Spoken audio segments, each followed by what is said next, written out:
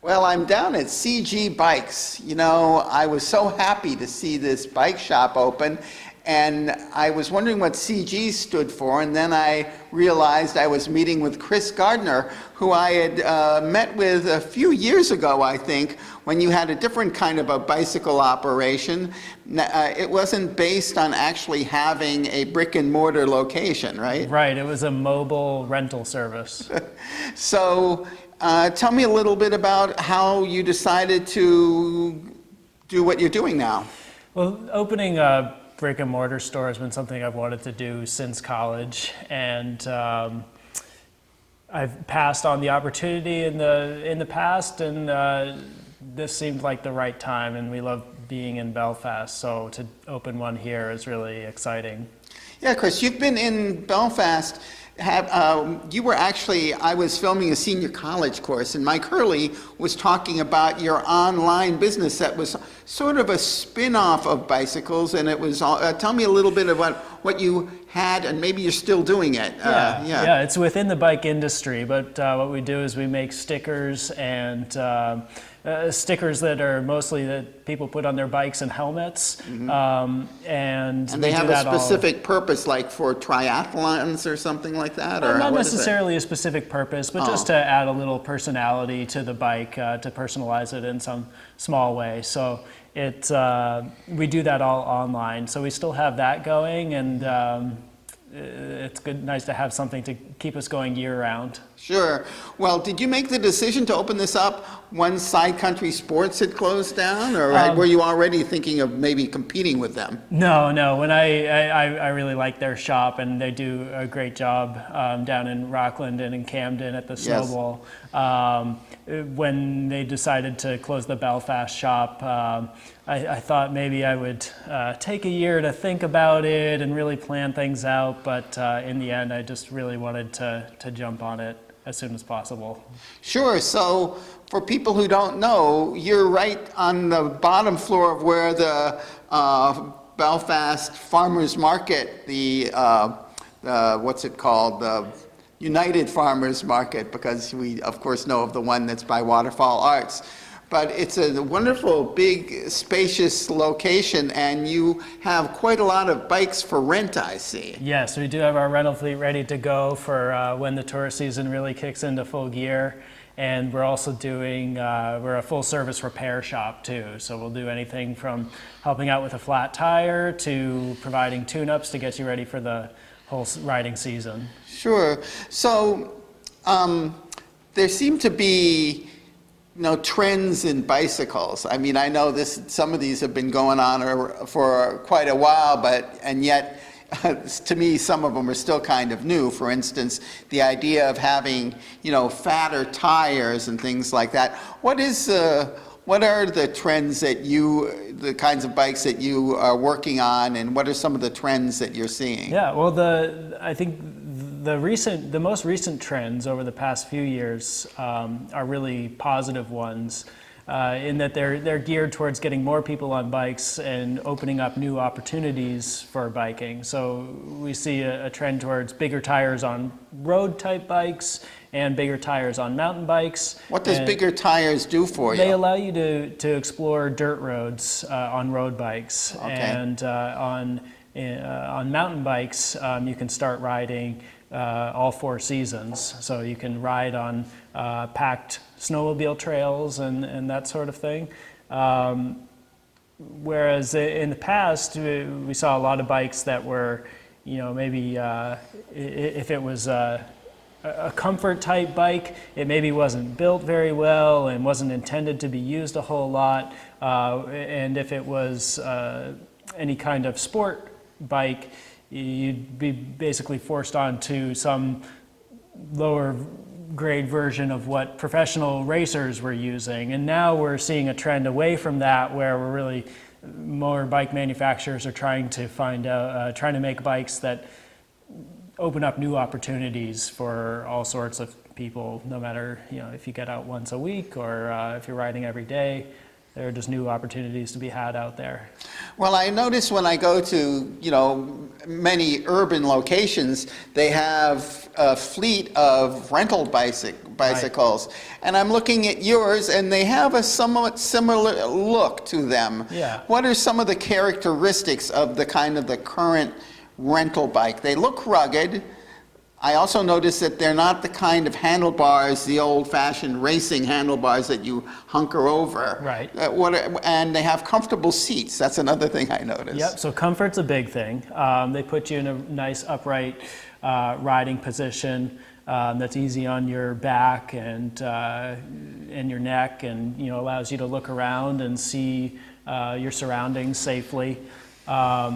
These are also, they have a step-through frame, which is great for anyone with flexibility issues. It's very easy to get on and off of the bike confidently. Oh, I want to stop you there, because as a kid, I always thought that you could either have a boy's bike, which had the bar across, or the step-through frame, which was the girl's bike. Right. And now the step-through frame is pretty much a unisex bike. Yeah, nowadays I think we call that a unisex bike. There's no reason that a male can't ride a step-through frame.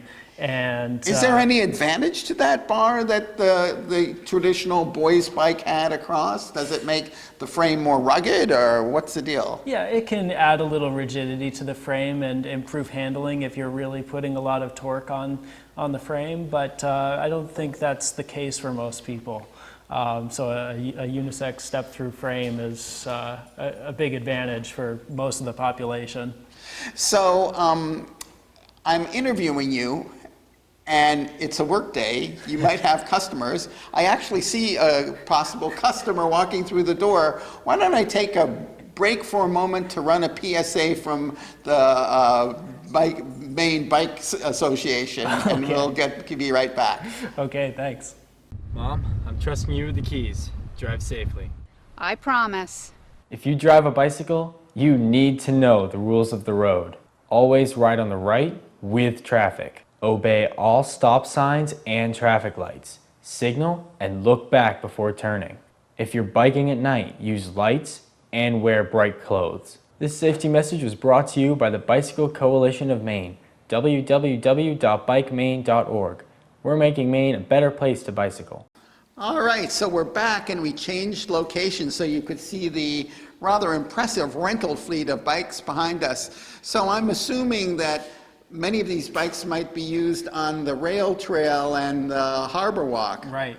Yeah, that's another advantage of the bikes that we have in our rental fleet, is they have a nice 2.5-inch wide tire, which is very comfortable and has a great grip on that rail trail surface. So it's really ideal for that.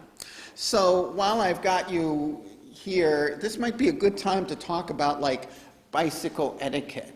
Like if you're on the rail trail, I notice that these all have these cool little Right. bells.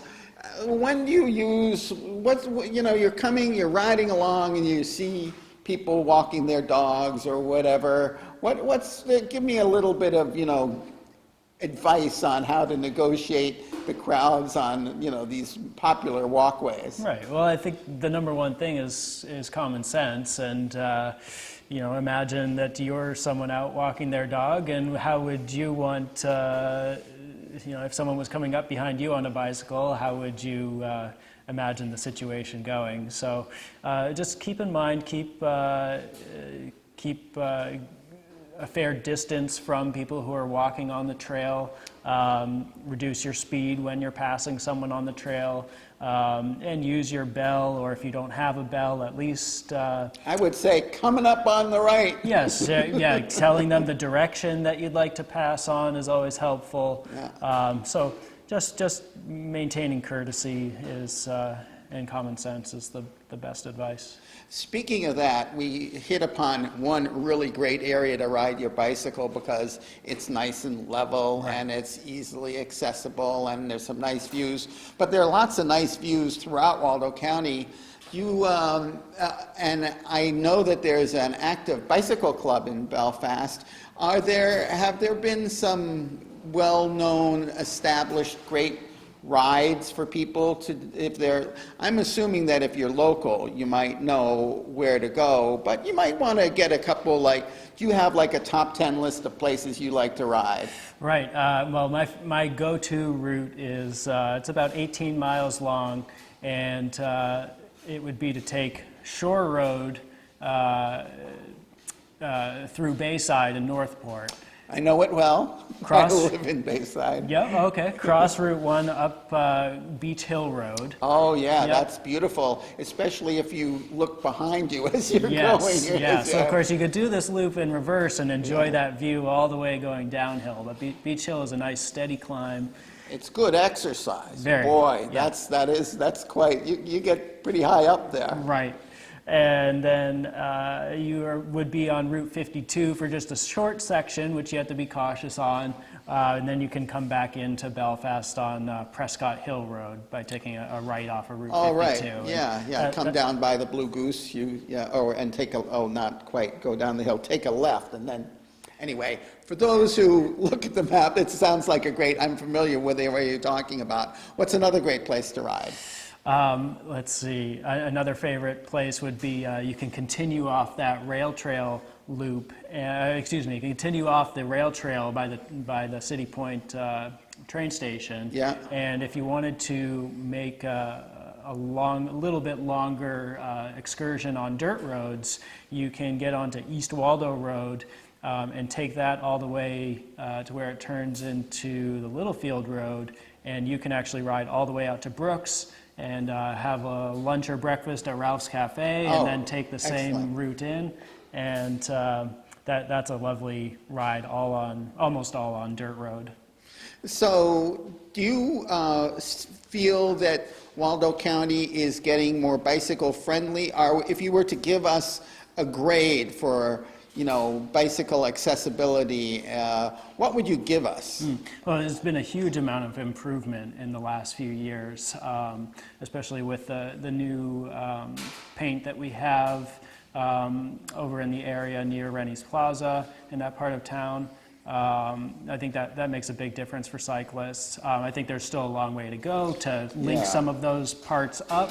But there are a lot of people who are on board with these type of projects, and I feel like we're at a time where we can start to see a lot of these ideas coming together and building off of what we've done already. Yeah, I think there's a lot of momentum being created by the awareness of climate change and how bicycles are so, green in the way that they, while you're pedaling them, so I think that the city government, at least, is very receptive to trying to make improvements. I still think, like, the state of Maine could do a better job making Route 1 more better for bicyclists, because there seem to be so many of them in the summertime. There must be, whole companies that gear themselves to taking people trips up Route 1. Right. Yep. There are a lot of touring companies that come through in the summertime.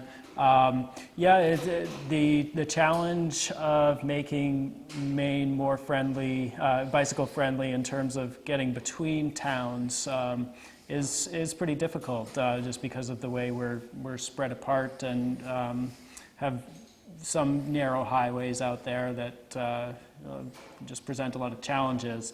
But as far as in our city here in Belfast, we do have obstacles to overcome, like the hills and obviously our seasons.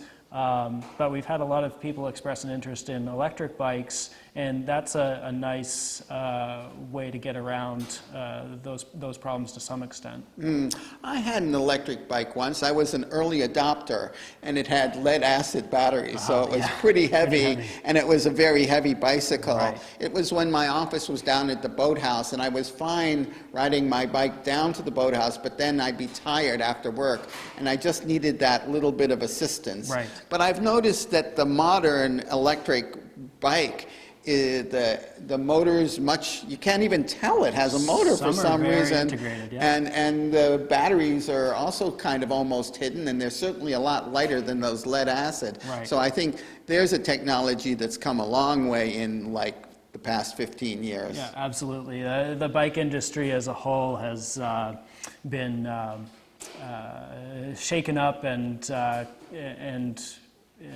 heading full speed into the electric bike market. So it's a nice time to be getting into it. Are you going to be carrying any electric bikes? That's the plan. We don't know exactly when we'll start offering that, but we've had enough demand that that's something we'll look into very soon. Well, it's amazing all the different forms of electric-powered transportation. I was in Bayside, and someone was just zooming uphill on a skateboard. I'm saying, there's something going on there. Right. So getting back to your business, so people who are tourists, obviously, they're going to want to find out about it, and I imagine that you're the king of using online presence to get the word out, huh? Is that the way that people know about you? You know, we haven't done a whole lot of online marketing besides making sure that our Google listing is up there, but I think you know, just getting the word out to the community that this is an approachable place, a friendly place to walk into, that's our #1 marketing tool. Yeah, I think in a town like this, you know, word of mouth is a lot about Right, it. And so that's a really great thing. So give people an idea of what you rent. Yeah, so we have these specialized cruiser bikes that they're 7-speed bikes, and they only have one shifter on them, so they're very easy to learn and very intuitive. They have these 2.5-inch wide tires, as I mentioned before, so they're comfortable, they're solid, and we rent these for $25 for 24 hours, but we also have weekly and monthly rates. That's great. So another thing I notice is that, you know, considering that you're open fairly, you know, not a ton of people know about you yet, you've got a ton of bikes in for repair, so Yes. you've been discovered. Right. Yeah, we opened sort of just in time to meet that demand for spring tune-ups and get people ready for the summer, I think.